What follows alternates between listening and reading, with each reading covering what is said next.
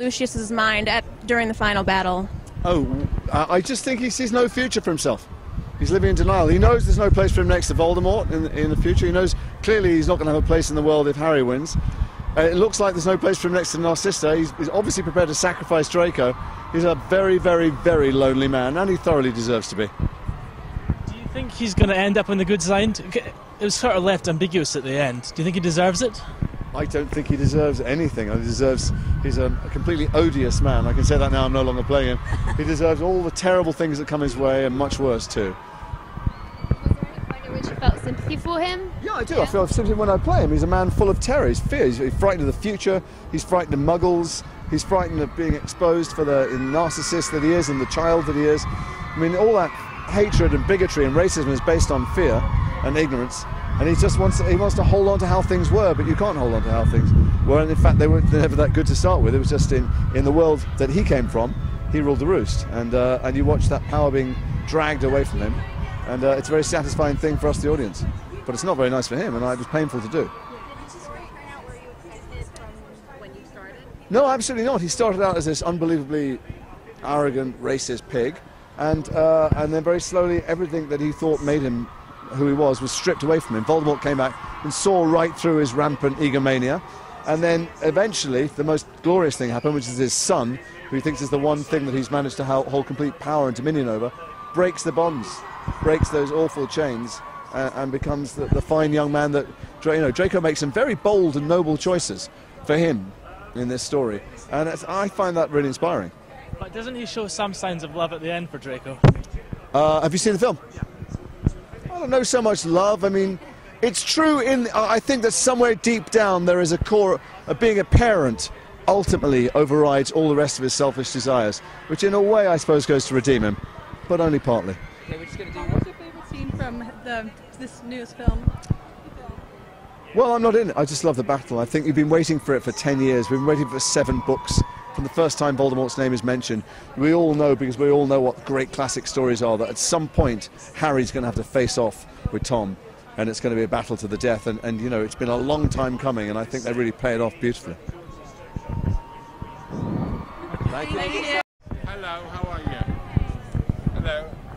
You're notorious for having some rude jokes on set. Did you have any this time? No, I've forgotten them all. I'm so overwhelmed by all the millions of people. I can't think of a joke. Tell me one. I can't remember any. The sun shining. That's a joke. Were you excited to come back for the 7th film to do the scene at King's Cross? One scene in the 7th film. I liked it very much. Good. Many children view you as such a fatherly figure. What advice would you have for them? For what? Just for the children. Oh, be good. Don't tell lies. Do you feel like your one scene was closure, or do you feel like that was the last film you were in? Do you feel like the one scene you had in this film was closure, or do you feel like you already had closure on the series? No, I think I've got that closure, isn't it? I'm a ghost, dead. What was it like bringing out your inner action hero for the final part of Deathly Hallows 2? You're doing what? Bringing out your inner action hero. Bringing out my inner action. What does that mean? Oh, my inner action hero. You were fabulous. My wand arm. It's much bigger than the other arm because I wand so much with it. But yeah, my inner action hero. It was always there. She always was an action hero, Mrs. Weasley, but she was cool. So she just brings the action hero out when she needs to, you know. Okay. Any scenes that got cut that just couldn't be fitted in, but you'd love to have seen them included? Actually, I think not. Boringly, what we did, but by making the 7th book into 2 films, we found the space. Sometimes things had to be compressed a little, just for the sake of the flow of the narrative. But I think we kept everything in, and it's why we made 2 films. It's why Joe was happy we made 2 films. Over the years, has it been difficult to condense so many books into short 2.5-hour films? It really has. I mean, since the 4th book, we've looked at the possibility of making 2 films because they're big, thick, weighty books. But when we analysed them for 4, 5 and 6, there was plenty of colour and character, easily enough for 2 films, but there wasn't really enough for 2. There was more than enough for one story for 1 film, but not enough for 2, and so we had to compress that story into a single film and lose some of the lovely character and colour. Do you see this film as the second part to part 1, or the closing part of the whole series? I mean, maybe both? It's both. I think the end started with the sixth film when we started to learn about the Horcruxes and Dumbledore was preparing Harry for the job ahead of him. And so I think it's the end isn't just 7 Part 1 and Part 2 or 7 Part 2. I think it began a while ago, and so it is an end to the series. Did everybody's story turn out the way that you originally? We got 750th person. Yes. Is it like doing the directory? This is good though, because it's not all at once, like relax. These are the fans. These are the real hardcore. These are the ones that you're really nice to. Because they know more about it than all the cast do put together. Yeah, beware, they ask tricky questions. I know. Please don't ask me any tricky questions. Do you feel like Narcissa redeems herself by the Yes, end I of do. it? I think that that they're all archetypes, and that Rowling was very, very clever when she wrote this. And you can see it in the Odyssey. You can see it in all great fairy tales. They have these, the main character who's fighting for good, which now in society is a very complex thing to do, and is a very unusual hero to have. And she gives.